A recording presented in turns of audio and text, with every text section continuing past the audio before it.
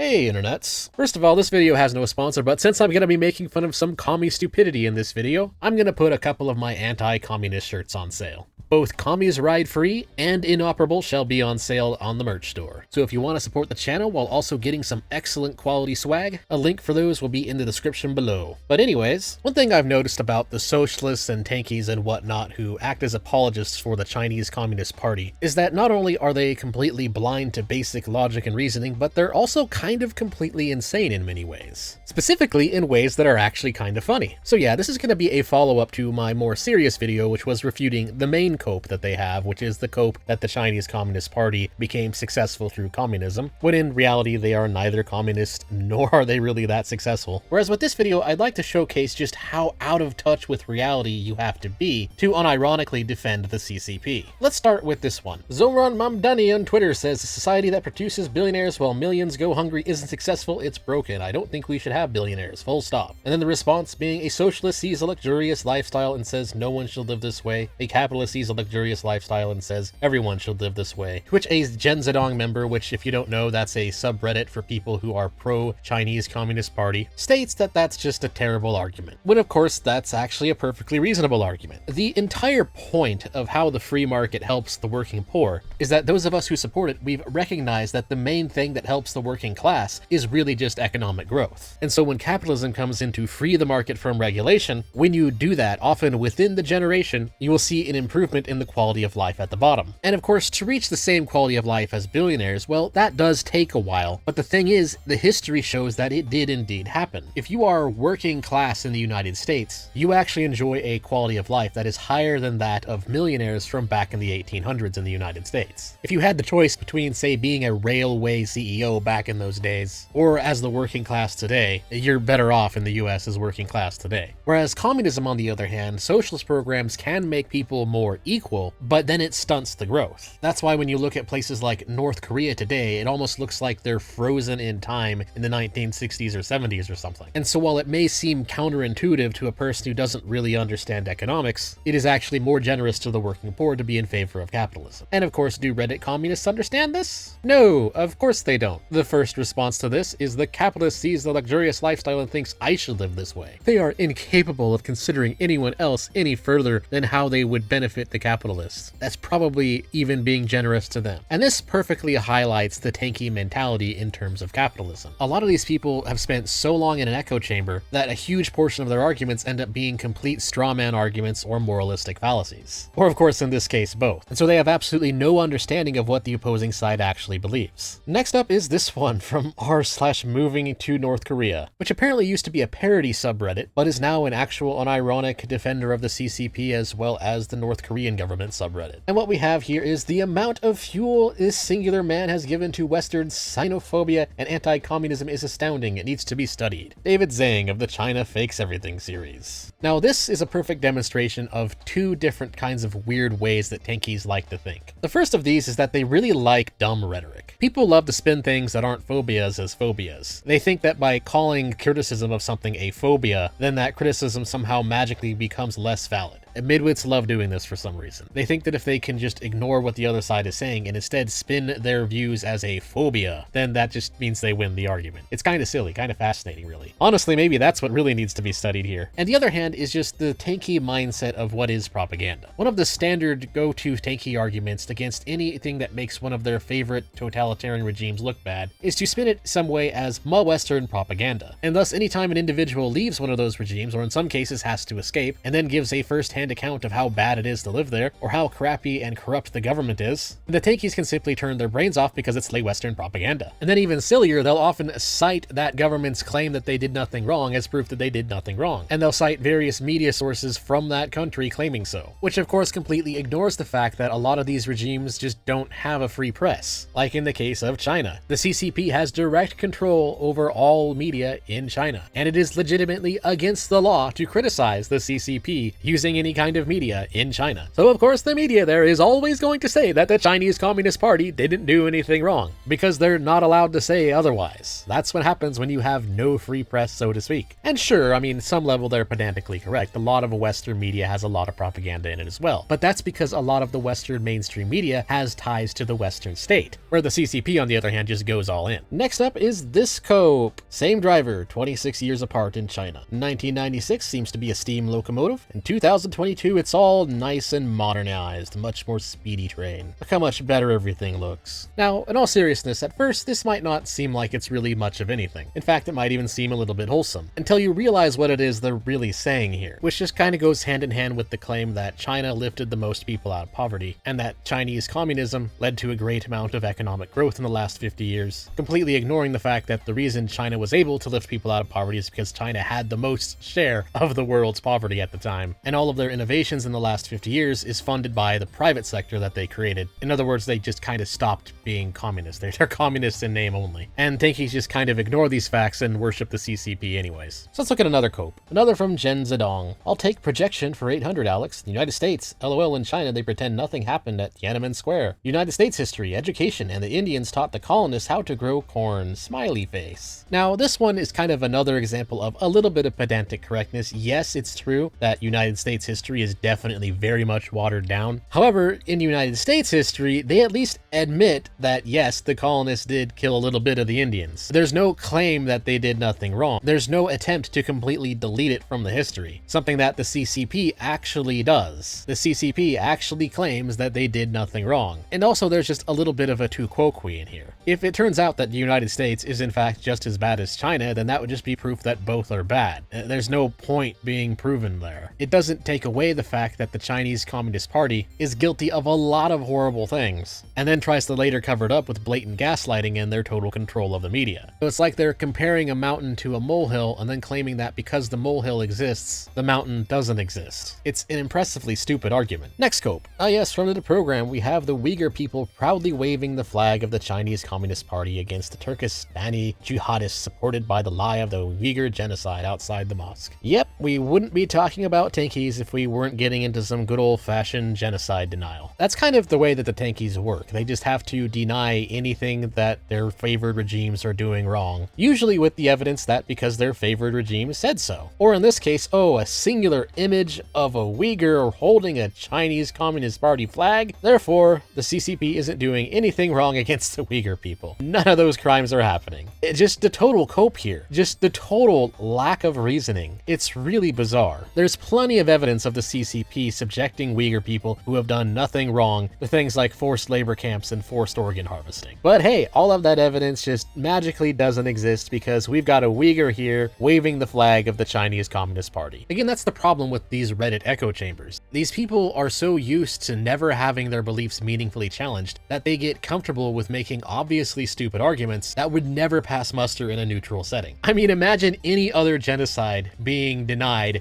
using this reasoning. Oh hey, insert genocide here didn't happen or isn't happening because here's a member of the group that is being genocided holding a flag. Therefore, genocide not happening. I mean, it's just absolutely freaking unreal. There isn't even a fallacy to really properly describe the level of absurdity here. This is legitimately just cactus divided by cat butt logic. I have nothing else to say. Next cope. From r/communism memes, China got COVID right. Wojak1 saying lockdowns are tyranny, and then a guy supposedly representing the CCP saying we saved millions of lives. This is pretty much just the same safety versus freedom problem that we always see. And like all skewed arguments, it again has a little bit of pedantic correctness to it. Yes, technically, you could say things like car crashes cause millions of deaths, and we could prevent those deaths by reducing the speed limit to 5 miles per hour. Yeah, technically, you would reduce automobile accidents by quite a lot if you did that, at the cost of completely destroying the economy, which would likely have a second-order effect of causing many other deaths in other ways. Same problem here. When you give the government as much power as the CCP has, when it comes to things like this, like how they handled the COVID pandemic, you could argue that they saved some lives. But did they really? Maybe maybe save some lives from COVID, but if someone's locked inside their own apartment from being cemented in and starves to death, or doesn't get treatment, or something along those lines that causes them to die, I mean, did they really help them? And did they really help the rest of the population? Because China got hit by COVID pretty hard anyway. In fact, it was the actions of the CCP and how they denied COVID at first that arguably caused it to be a global pandemic in the first place. And I think that's the real problem with this when it comes to the question of trading liberty for safety. A lot of the people who lean more towards safety and lean more towards government regulation in cases like pandemics and such, a lot of them are just kind of ignoring second order effects. They're ignoring the downside of giving a large centralized authority that much power. Yes, they may consequentially do some good, but then consequences in the long run may end up being worse overall, and for reasons you may not have even thought of at first. And people who defend authoritarian regimes, they just tend to not really think about that at all. It's kinda sad, really. But let's look at one last scope. Visiting the working class home, China versus the US, from again, Jen Zedong. So here's President Xi being all nice and friendly to a random working class person. So wholesome. In contrast to this meme about Hillary Clinton, I will never forget the look on Hillary's face when she went into the home of a working class family. Now, in some ways, in a very silly way, this one is kinda based because it's making fun of Hillary Clinton for being completely out of touch with reality,